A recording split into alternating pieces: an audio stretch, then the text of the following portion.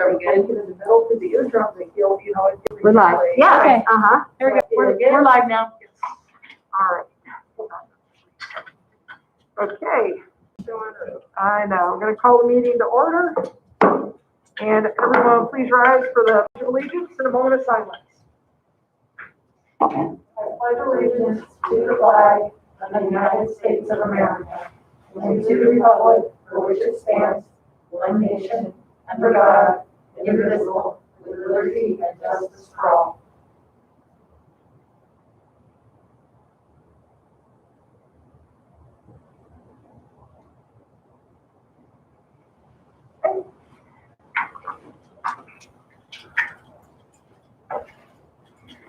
All right, I need a motion to approve the agenda. So moved. Second? Dottie. Aye. Graver. Aye. Huber. Aye. Lecky. Aye. And I'm showing no district community spotlight. And we have no public comment this evening. I need a motion to approve the consent calendar. So moved. Second? Dottie. Aye. Graver. Aye. Huber. Aye. Lecky. Aye. Under information items, we have the legislative update from Director of Business Services, Brian Gustafson. He stepped down. And he stepped out. All right, I don't know so, where I'm sorry, we will move You're to the backup, John. Come on. Get on it. Yeah. Yep, we'll move to the. Okay, Oh, there we go. You're up. Yeah, on information items, you are up. You're up. Yeah, didn't want to go around. 2 minutes. Look what happened. Good timing. All right, legislative update. Not a whole lot to report this month as the legislature is not in session. They convened in January for 3 days and then recessed until what is supposed to be a return on February 16th. That doesn't mean things aren't happening in the background. For instance, the Joint Budget Committee is still working on the supplemental budget that is hopefully going to be held as soon as the legislature returns. And I'll talk a little bit about that. And legislators are getting their quiver of bills ready to go. And our lobbyists, almost across the board, indicate that this will be a really, really, really busy session because they didn't get to do a lot of things last year. And they're in the business of passing bills and creating legislation and introducing ideas. And so everybody's coming, and they're coming with a lot of ideas. There's a group that I know somebody is a part of that analyzes draft bills for fiscal feasibility. And then they end up attaching those fiscal notes that you see with bills. And that particular group has already looked at 50 plus drafts of education related bills. We're not even in session.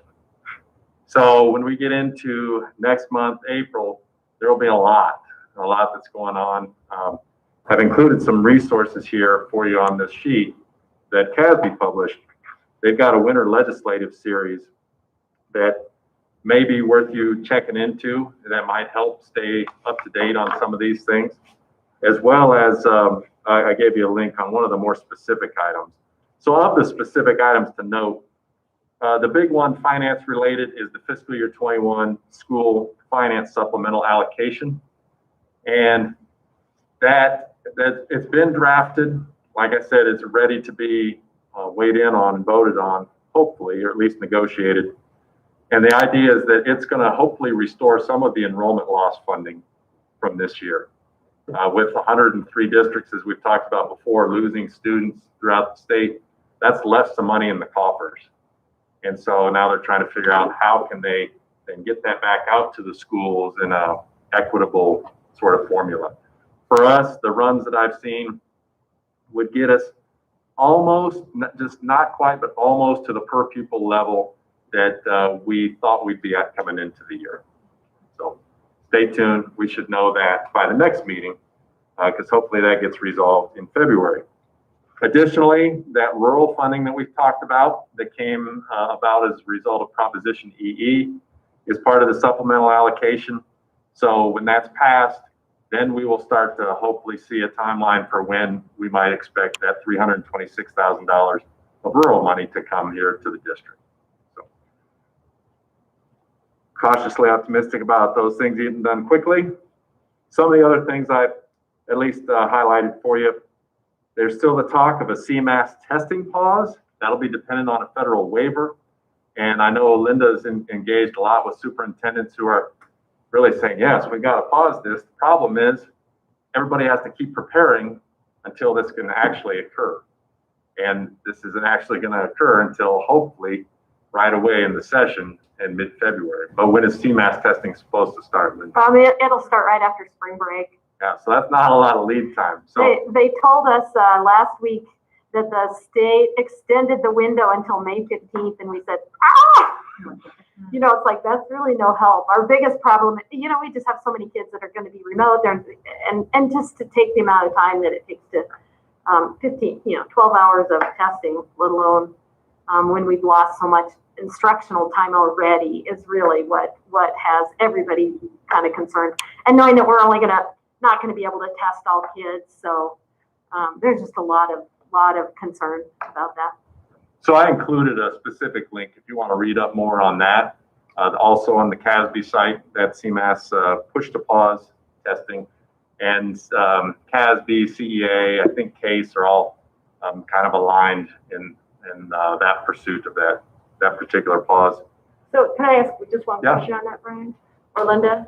So I get it where you are. Do you also think though that would provide any benefit at all just about learning loss assessments, or it's just not the right time and not the right way to do that? It's probably not the right way to do that, because we don't even get the results back until the following year. So that's part of the problem, is we have a big gap there. We won't be able to test all kids. Some districts are still out on remote. Some have a lot of kids that are still out on remote. So you may have individual test scores, but some school districts are still in hybrid. So again, just having, CMAS takes a lot of time. When you do SATs and PSATs, you can get them done in a day.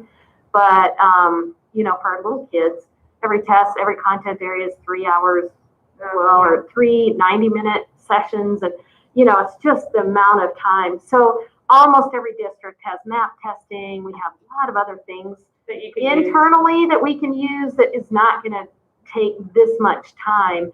And we get the results back right away, and those kinds of things. So that's part of it, and especially knowing that like there is no option for remote testing. You have to be monitored. You have to come into a school district and so on. So families that are doing online or doing remote are not too interested still. Right, Probably won't understand. in April come in. So most districts would be looking. In fact, some districts, D11 already said, "Hey, your kid's on remote. We're not gonna force you to come in and take a state assessment." So anyway, there's a lot of issues around that, and that goes to then what do the results really show, right? And most parents don't get the results. They won't see the results until September anyway. So, but that is the argument to do them, is to get at least some data on where our kids are, right? And not be held accountable for the whatever bar it goes to. Yeah, yeah, like they've always had 95%. You had to have at least 95% of your kids tested, and if you don't, then you drop an accreditation level. And so things like that, they've waived those kinds of things, and putting them out there publicly and things like that. So, but they're just so lengthy. I think that's where people are really having an issue, and I think a lot of parents are too. It's like, we've lost so much instructional time, and now we're going to spend this much time testing. Is a little bit hard to swallow. Yeah, makes sense. The others on here, we don't have a lot of details on yet, as we haven't seen the actual drafts on most of these. But the educator effectiveness, likely to see some potential bills there, kind of along the same lines of lost learning, and what does that mean for student growth, and how that correlates to educator effectiveness. So we'll see some bills there. Likely going to see a revisited bill on medical marijuana being available in the nurse's office for students in schools. standardized policies for school resource officers, management of single item, single-use plastic products in food service operations and cafeterias. Again, revisiting different civics requirements at the secondary level. An interesting one that I have seen a draft on is that for military student choice enrollment, where essentially districts would have to allocate a certain number of slots throughout the state in their enrollment available for students of active military members, so that those folks would have the option to come in, take one of those choice spots. So we'll see how that evolves. And then one I heard discussed today is interesting, a private school tax credit / per pupil revenue reimbursement for parents conducting remote learning when schools have to go into quarantine and remote situations. So trying to provide families the opportunity then to go seek reimbursements for the cost it takes to upgrade their remote learning setup for their students. Of course, that could carry a significant fiscal note as well for school districts. So that's just kind of a little primer, things to look out for, and hopefully you can check out that CASB list of resources if you haven't done so already.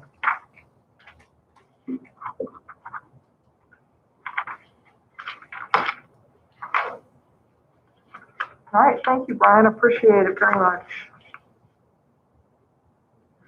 Okay, next thing we have the board action items. It is the resolution declaring finalists for superintendent of schools.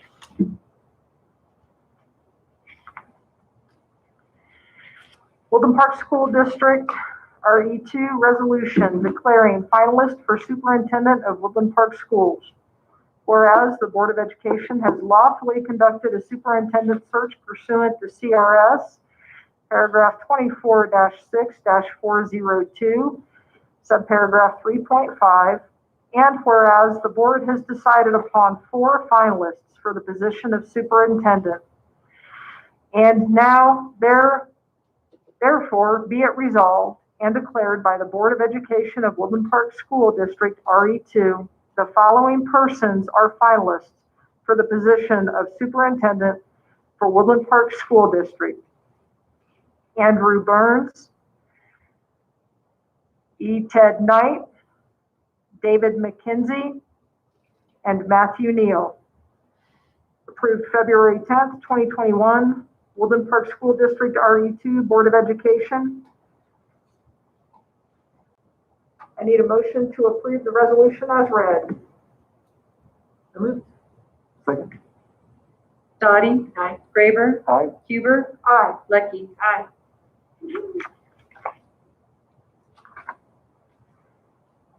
And under reports, we have first superintendent report. The big news this week is we're beginning to vaccinate our staff. The governor moved us up in priority, teachers up across the state. And so our COVID gurus, Del Garrick and Tina Cassins, they've been working really hard, Del especially trying to coordinate what the vaccinations look like for us. We had hoped to be our own pod early on and be able to just have all of our teachers go on one day, and that didn't seem to work out well.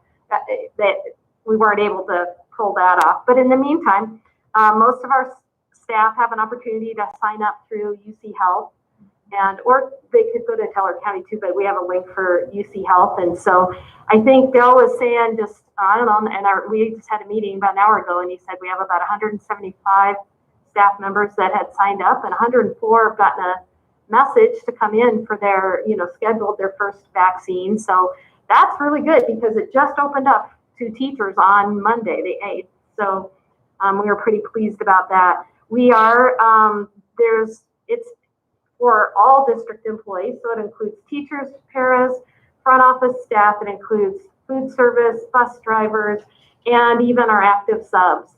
So that's really encouraging as well too. The other kind of cool thing about it is that once our teachers get the first and the second shot, and then 2 weeks after, so that they're fully, the vaccination is working well anyway, then our teachers will not have to be quarantined. So if a class goes down, like at the high school, for example, if there's a student in a classroom where somebody is positive, the class would have to quarantine, but the teacher wouldn't have to, which is really helpful because as we've been quarantining, a lot of times just having a lot of staff out in quarantine has been our biggest problem, and sometimes in just trying to keep all of our classrooms open. So this will really hopefully help that as we move into the through the rest of the school year. So that will be really positive. Linda, can I ask a question on Sure. that? Mhm. So if there are teachers that are not choosing to get their shots, that just means that then they would have to quarantine, or you're not Yes, requiring that? Mhm. So right now, if there's a student, for example, that tests positive in a teacher's classroom, then they're all quarantined. And the teacher's been quarantined as well too. And so this is how this would make a difference. The teacher would not necessarily have to be quarantined. At the elementary level, well, I mean, it could, like our special teachers, for example, sometimes get more than one class. So it would really help if we're not constantly having to quarantine our teachers, might help us there. And again, if you think at the high school, if one class is quarantined, that teacher could stay and still be in person for whatever other classes they're doing. So we're hoping that will help. So you're obviously having to track who's. Yeah, we'll not. track who's had their vaccines, and we have to wait until 2 weeks after the second one, really, before we can get to that point. But that should help. And that was the real problem down in the Springs between November and December when everybody went to remote. And part of our problem that we've had too is just trying to staff our classrooms when you've got 3 or 4 classrooms that have gone home and maybe some special teachers and so on. It's really hard sometimes to keep a building going when you've got so many people that are out on quarantine. So we're hoping for looking at that. So what if the teachers had COVID? Would you have to get the shot to not be quarantined anymore? What did they say about that? You have to, if you've had COVID, I think you have to wait 90 days since you've had it. They still want you to get a vaccine at some point, but they also don't want to give you a vaccine within 90 days since you've had it. So, and it has to do with messing around with whatever immunities are already kind of naturally going on. So that's one of that much I know, but kind of, it's limited what I know. So anyway, and our goal is to try to get as many people, to sign up, and obviously, it's a great opportunity for a lot of people. So it was interesting. We were on our meeting, and there were a couple of staff members going, "I got an appointment. I have mine." It's pretty exciting when you know that you've got a vaccine coming. And we really appreciate all the work that Del and Tina has done with all of the COVID stuff, and especially, trying to organize this because there's a lot of logistics there. The next one is really interesting. So I don't know if you remember, about 4 or 5 years ago, the state came out with graduation requirements. And so there's a menu of requirements. I mean, we have graduation requirements on the number of courses that you have to take and pass, but this is really, you have to be able to pass a test. So you have to be able to pass an SAT at a certain level, ACT, you could do ASVAB, you could do AP classes. So there's a menu of assessments that kids have to be able to take that demonstrate that they have the skills and have, and so when that first came out many years ago, we went through a committee, what is accepted, what is not. And a couple of years ago, we were looking, in 2019, we were looking just how did our kids do on the SAT, and if those same rules applied, how many kids would have met that standard. So back in 2019, just looking at our assessment data, the high school is anticipating that about 30% of that 2019 would have met that requirement. Now, we weren't working with them over and over, and we weren't, try it again, that sort of thing. But 30% would have met that standard. So as of right now, they just pulled their data right now for the 2021 graduates. This is the first year that has gone into place. So as of right now, 92% of our seniors, isn't that awesome, have met the Colorado graduation requirement. And it could be done, there's a menu, so it could be done in multiple ways, but they have been working so hard, and they've been working really hard with kids in different avenues, you know, trying to make sure that they've met that. And we're in February, so they got 92%. Now remember that just because they did that, they still have to have 25 credits, they still have to have passed their, you know, the courses. But now for this class, this is the first year that they have to have both. And so they've really done a lot of really good work with that.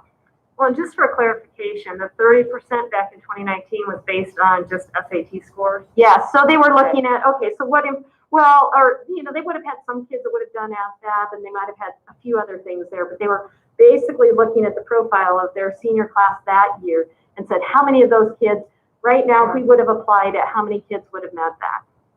Right. But we don't know the number of kids that took the SAT and where we landed yet this year. You know what, I keep forgetting, I'll get that for you. That's okay. Wanted to clarify. Let's see. And then Choice Week is this week, kind of, so there's a lot of things going on.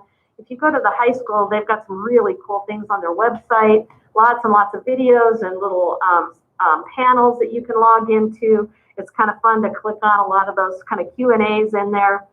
They also, both of the secondary schools are offering some family tours on Friday. I put it down below, but Friday is parent-teacher conference day. So we don't have kids in the building. So by appointment only, they're doing some family tours if people are interested, and there's a sign up online. So they have them spread out and COVID, you know, safe, those kinds of things. So anyway, a lot of things going on. But in particular, the websites are really interesting, and it's kind of fun to click on those.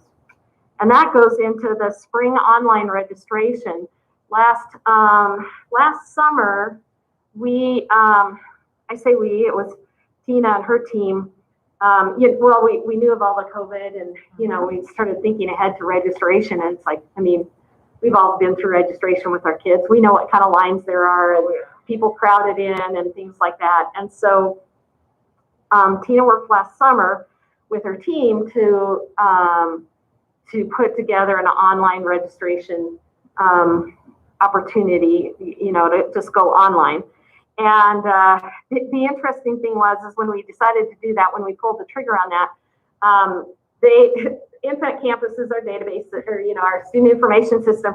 And so they had scheduled a training. They got a training, but the training was scheduled for after our registration. So they worked like crazy on their own, and, you know, problem solved and what have you, to get registration up and running in time so that it could be all done online. We didn't have to have people come in and so on. So they did that last August. That was our first go round with online registration. And now we're going to be ready. We're actually going to be doing registration in the spring online. So they're going to be working on that. That's going to be starting here in the next month or so. And students it'll be all online, so parents can fill out all those forms online and things like that. So that's going to be coming up, and we're pretty excited about that. Let's see, parent-teacher conferences on Friday, and all the buildings have sent out links, so you can do, they're all virtual. And actually, what's kind of interesting about that is they're getting through them a little bit faster, you know, because you're not walking parents up and down the hall, and you're not doing those last-minute chatty things. So they're actually pretty efficient doing them virtually, although not quite as nice as being face-to-face. And just a reminder that we have February break coming up, so no school for students, February 12th through the 19th. The 18th and 19th are professional days, so work days for staff. Very good. Any questions? Other questions? Excellent. And I believe we have a board report. We do. Yes. So I just wanted to bring everyone's attention to page 15 of the Courier today. And there is a little flyer in the corner. See that? And it's from our Pikes Peak Rotary Club. And I just wanted to do a shout out to thank the Rotary Club for doing this gift card drive for the Woodland Park School District families and students. So it's a post-holiday community gift card drive. And I'm just going to read it because I think it says everything on here that I really want to make sure that people see. It says, let's help our local families in need leap into 2021. And there's a little picture of somebody leaping from one rock to the other, Colorado style. It says, families and students in our Woodland Park School District community are suffering from the financial impact of the COVID pandemic. As we head into 2021, there's not a great deal of relief in sight, with additional expenses common after the holidays. The Pikes Peak Rotarians are asking the community for gift card donations anywhere from $15 to $50 that will allow families to purchase what they truly need. For example, food, gas, warm clothing, hygiene, or personal supplies. The Rotary Club will collect the donations and ensure that the school district receives them to distribute to families in need. And then it says, have you received a gift card that you won't use or don't need? Please consider donating. Thank you. And then the gift cards can be dropped off at 400 West Midland Avenue, Suite 125. And that is across from Leo's, and I forget the name of that building. That's Sweet Professional. The professional building. It's in there. Yes. Or you can mail it to the Pikes Peak Rotary Club at P.O. Box 1935, and that's zip code 80866. So I just wanted to put a shout out to them and thank them. I also know that they are going to expand this to Triple Creek as well, just that we can help those families in our extended community. So thank you to them, and please take a look at it, and hopefully we can get some help. And if you know of people that need help and they're not reaching out, you could contact the school counselors, or you can send a note to Pikes Peak Rotary Club and just with a name and an address, and we can make sure that they get a card. So that's all I wanted to do. Oh, thank you so much. And that is, it's an amazing effort by the Rotary Club to help everyone in our community that's in need. So yes, definitely thank you to the Rotary. And please, if you can, and you're online and listening, please do contact the Rotary and donate for those families in need in our community. Thank you. Okay. At this time, I need a motion for us to adjourn to executive session to discuss a personnel matter pursuant to Colorado Revised Statute 24-6-402, 4 and F. So moved. Second. Dottie? Aye. Graver? Aye. Huber? Aye. Lecky? Aye.